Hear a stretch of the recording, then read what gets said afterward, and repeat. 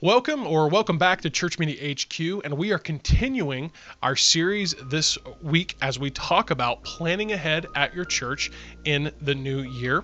And I'm looking forward to continuing my conversation with Jeremy Lenentine. My name's Luke Clayton, and this is Church Media HQ.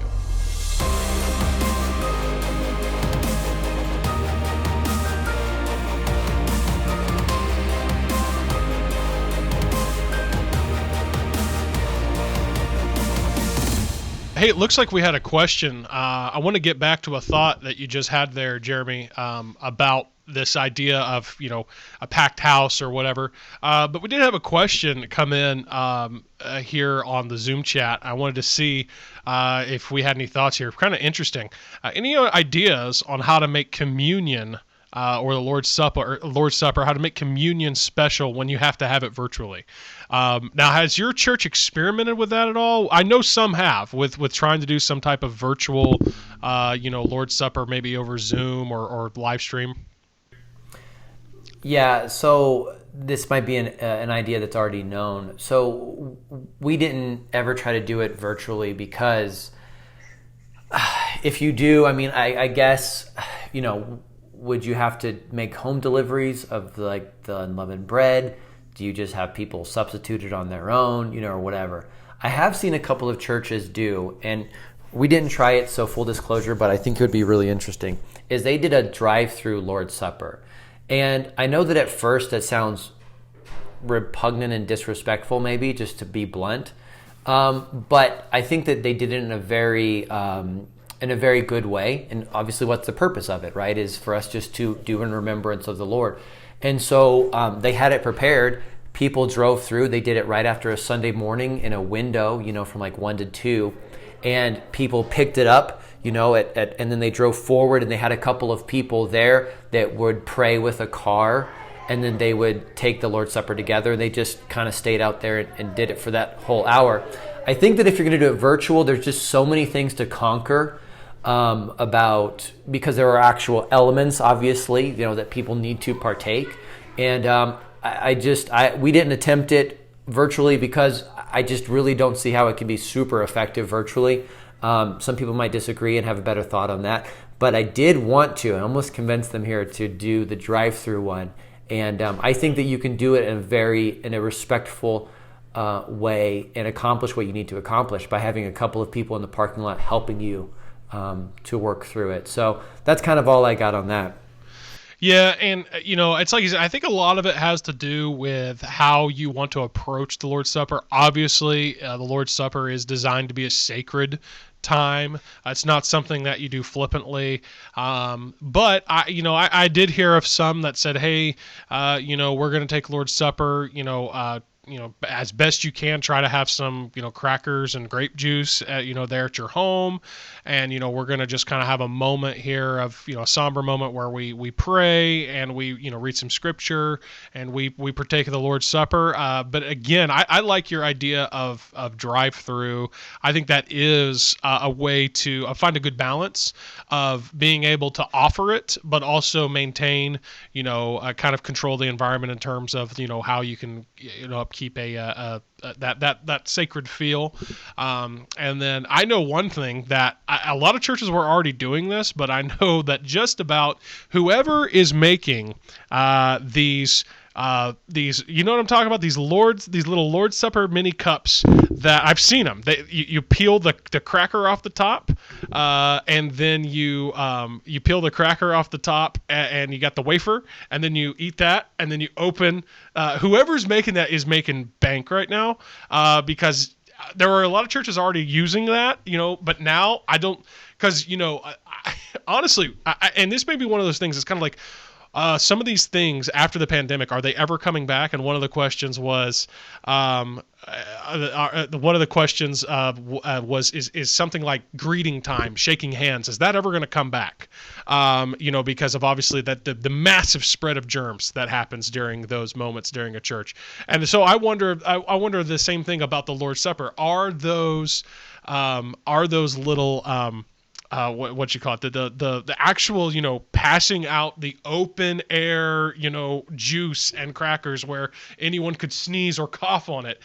Is that actually going to return? Because I know a lot of churches have converted to just saying, hey, we're going to use the cups. And not to mention, man, it's so much more efficient and quicker, than trying to distribute everything. So I guess that is ultimately a matter of preference there. I do see. So yeah, hopefully that helps that question there, and that. If I could say one thing there to Luz as well on with that asking that question, I would say too with having the drive-through thing. Sometimes we can underestimate because it's us and we don't think we're all that special or whatever. But your church people really want to see you, and so if it's been a long time since they have, so two things about that. Going all the way back to Easter, right? We were shut down. We were only virtual at Easter. So one of the things that we did because we just missed people and we wanted that contact or whatever was we made up a ton of Easter bags and we said, we're going to be in our church parking lot from 12 p.m. until 2 p.m. Anyone who drives by, we want to give you an Easter bag, of candy to your kids, and we want to pray with you. And we had like 65 cars, which is a very, very high number for us, that took the time to get, dressed, and get in their car and drive to us and drive through the line. Some of them as far as from 40 minutes away. And so I would say that, if you deliver the elements, that's a lot of work on you, and that if that works for you, great. But also I think you'd be surprised at how many people would want to pass through and see you and just have that moment of the pastor, with the mask on or whatever, but just kind of praying for the car, praying with you or whatever in a good, safe way. Don't underestimate that because people really want that contact, especially with someone they love so much as their pastor, and people that work at the church or whatever else. We also did drive-in services at our church where people would come and listen in the radios in their car, and that takes a transmitter and a couple of other things. But I couldn't believe we had a full parking lot. We actually had because I would count the cars and then I knew how many people were in there. We did those on Sunday night, and we had about a 20 or 25% increase on those drive-in services of what we were having in person on Sunday nights the year before. It was just such a cool novelty thing that people really wanted to do it. We did it 4 Sunday nights in a row, and now we liked it so much as sort of just a remembering the horrors of 2020. In 2021, we're going to actually do it again on one Sunday night in the summer, just have a drive-in service just for fun, because people liked it so much. And it was born out of a tragedy, right? It was born out of the fact that we couldn't meet together, so we had to do it in the parking lot. But it was a really great opportunity to do something unique that people really liked, and so we'll do it just for kicks one time in the next year. So. No, I think that's great. It's a really good thought there. And yeah, I mean, I suppose depending on the size of your congregation, it's probably doable to maybe deliver, the elements to people who can't attend. But I like that drive-through idea of actually, driving in and getting that. I think that's cool. And I like how you guys are going to kind of use that as a, hey, remember, it could be worse, more or less. So yeah, I find that to be a really interesting. Well, getting back to our topic there, you said this about Easter and about a big service in particular, a big event, and I wanted to kind of jump onto this thought. You said, although the idea of having a lot of people in your church pre-pandemic may have sounded really exciting, because there's a lot of energy when you have a big crowd, whether that's at a church service or a concert or at a sporting event. There's a lot of energy there. However, I was visiting a church not too long ago, and I walked in, and the back, the entire back 3 or 4 rows were completely open. And I thought, perfect. Because I was able to walk in, I was able to sit nowhere close to anyone. And I honestly, I felt super comfortable because I had that kind of a space there. Now, I actually tend to be a little bit more introverted when I, meeting new people and whatever. So that's just kind of how I like it. However, I think a lot of times what happens as a church leader or a pastor, assistant pastor, whatever it may be, it's been so long since we had that. I visited this church for the first time. Maybe we only experience it, every once in a while whenever we visit, whenever we visit, a church on vacation or something like that. But it's been so long since we actually felt how it was to be a first-time visitor that we kind of lose that. We lose that. How are they going to feel when they walk in and when they visit? So, anyways, I just wanted to kind of jump back to that about Easter. So, about Easter or a big event in general. So, I'm seeing. I'm kind of having a shift in my paradigm in the way I encourage people to approach, their events and their marketing and encouraging churches, and when it comes to their advertisement, to instead of looking at what can be the next big event, to look at more or less what can be the next big series or what can be the next big campaign. Because you go to a church on a for Easter, for example, and then you say, okay, hey, this has been great. You're new. You say, hey, this has been great. What's next? Come back to next week, and there's really no, it's kind of like, oh, well, we had a really exciting day on this big day, but now next week's just business as usual, and it can seem a little bit lackluster.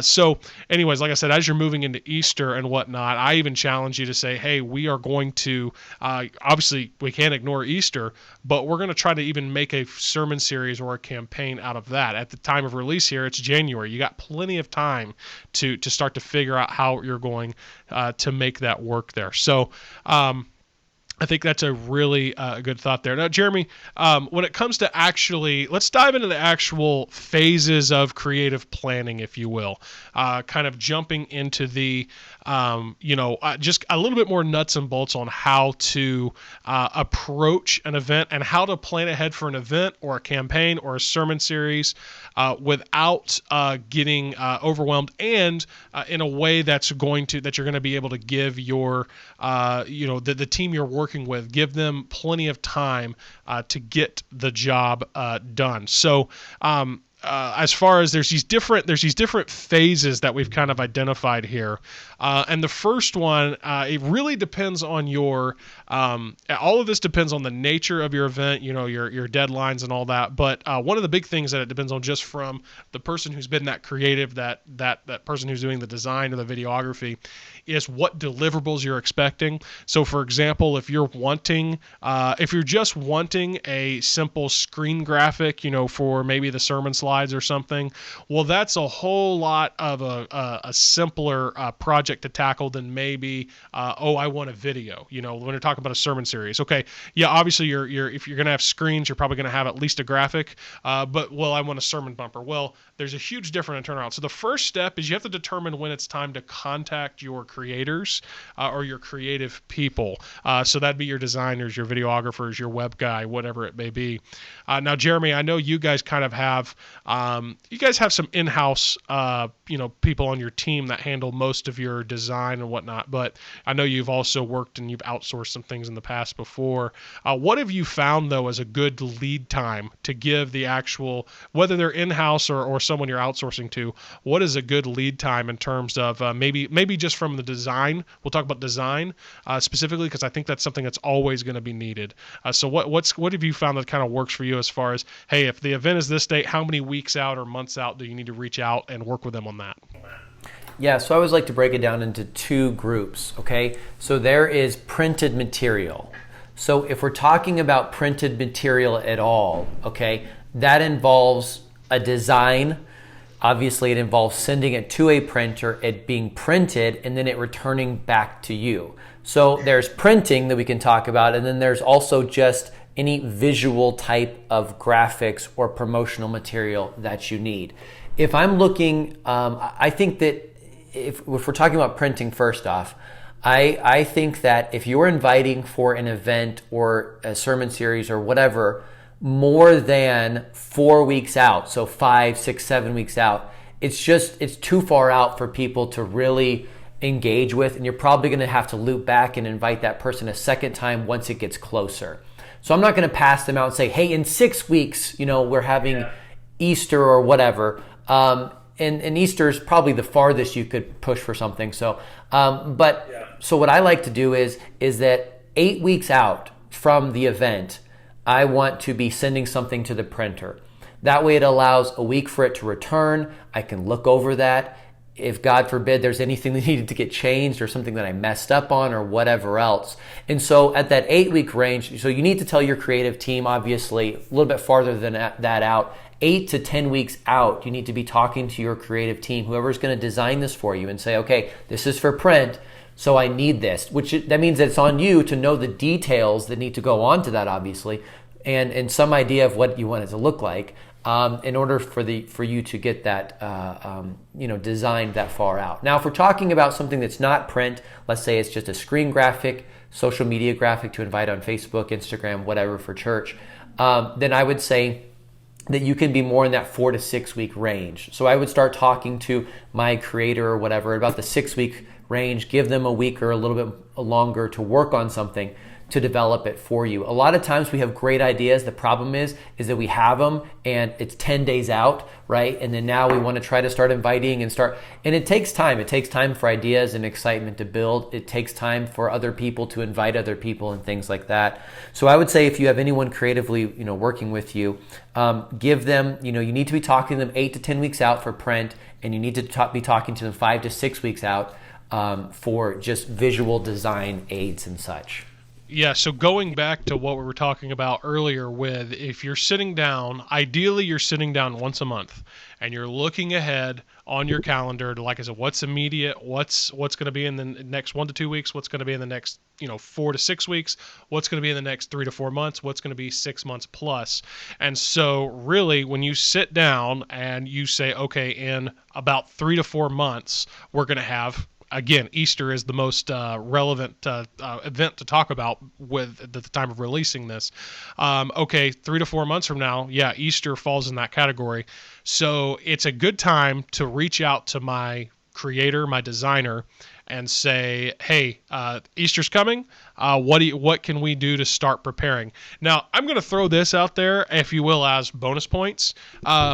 Again, when you're looking 6+ months out, okay, you've got, maybe even a full year out's worth of events. Now, again, this is kind of a bonus project, if you will. But, for example, Christmas is coming. It is. Christmas of 2021 will happen. And that, a general idea of when it's going to happen as far as when, the Sundays are and when you're going to have a series, or maybe one, if you're going to stick with having a particular special Christmas Sunday or whatever it may be. It's not insane to look ahead and say, hey, you know what? Especially if you're an in-house graphic designer, someone who, you've got either you are or you've got someone on your in-house staff that can design, to say, hey, why don't you look ahead 6 months, even 12 months out? Go ahead and design simple title graphics. Just as simple, if you're actually watching by way of video, you can see behind Jeremy, just a simple graphic like that, it's a Christmas gospel-like title graphic. Okay, that is something that you don't have to know all the details to design, but you can at least get that visual thing. And another callback to something you said earlier, Jeremy, you were talking about how you want to show people, not tell. If you can show your pastor or, the guy above you who you're trying to convince to maybe do something extra exciting for Easter, Christmas, whatever it may be, and you can say, hey, look at this. I've already got the graphic ready to go, and it's 6 months away. It's 12 months away, whatever they be. You know what? They're going to say, hey, they've taken the initiative, first of all, to plan ahead and to create and work ahead. And that, wow, I can actually start to see a vision for how this might look. And so, like I said, that's kind of more of a bonus points to plan, even start to look into designing your title graphics even further out. But yeah, especially once you've hit this 3 to 4 month, like you said, 6 to 8 weeks, during that period, especially if you want printed materials, you need to be working with your designer, or if you are the designer, you need to start working on the designs, because the next big deadline, the next big, if you will, phase is after you've contacted your creators. If you do have print, which many times you're going to have something type of print, whether it's invite cards or banners or something like that, and now it's talking about sending your artwork to print. And so, Jeremy, again, I think you've already started to allude to this, but in your experience, what's the best timelines as far as how to work out for sending things, getting them approved, proofread, all that stuff, and sending them to the printer? So I like to send stuff to the printer above 8 weeks out. because again, it's going to take, so many, I can't tell you how many hundreds of dollars I've lost over the last 7 years of the church here, doing rush printing or rush shipping. It's literally a difference of 60, 70, 80 bucks if you're rushing the printing or the shipping. So to not be in that panic mode thing, I like being at that, above 8 week, maybe that 9 week range of sending it to the printer. I'm not sweating. It can come back. I can look at it. I can have it for a week. I can show it to people. Hey, we're going to start giving these out next week. I can soft promote inside, people that are already coming to church before we start pushing. So just to kind of give you an added, scare and anxiety, when Luke drops this episode here, he's in January, you've got either 12 or 13 weeks and Easter is here.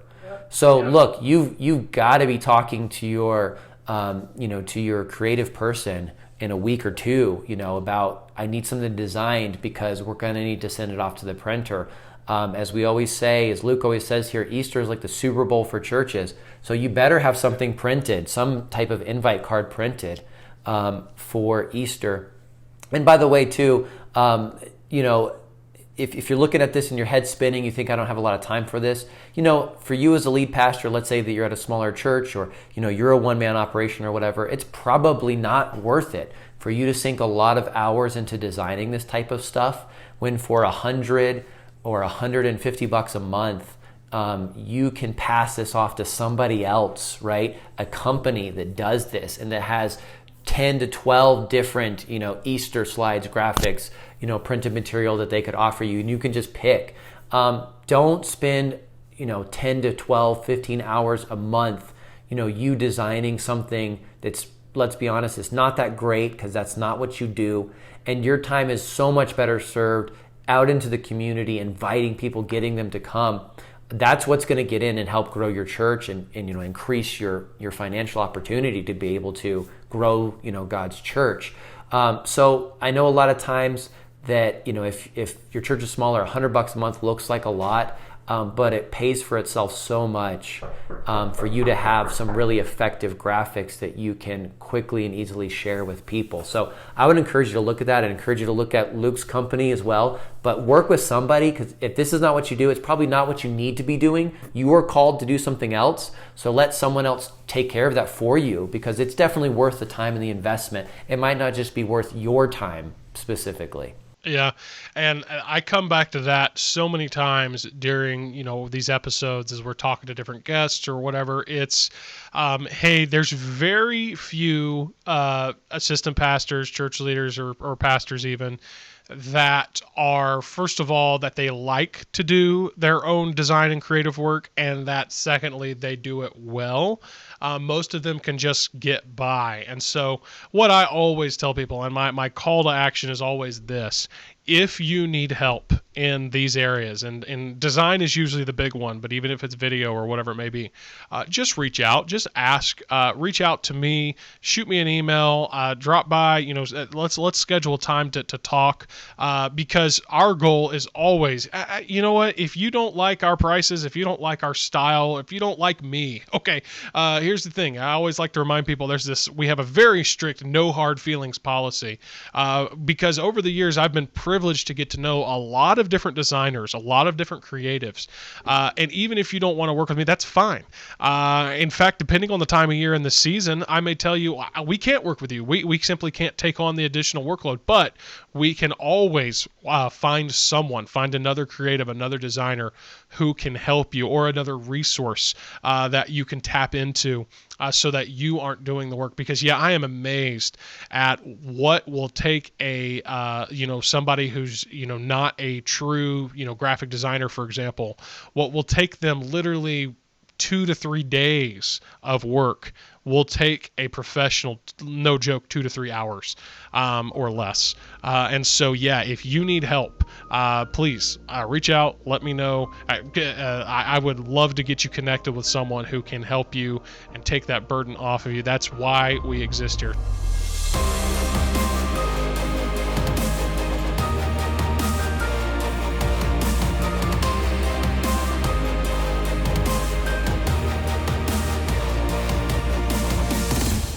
Well, thanks again for joining us here at Church Media HQ.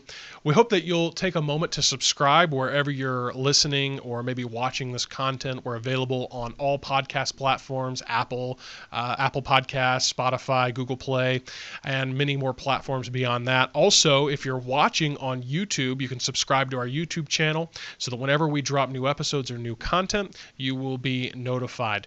And you can also like this video on YouTube or even on Facebook, and that is a huge help because it helps the content get seen by other church leaders like you. And we are grateful every time you join us for our episodes and the new content that we drop, and you hope you will continue to join us in the weeks ahead. Well, as always, I want to challenge you this week. Try something new. Just try something. Whether you think it's going to work or not, just try something, because it is always so much better to fail at trying something great than to succeed at doing the average. See you next time on Church Media HQ.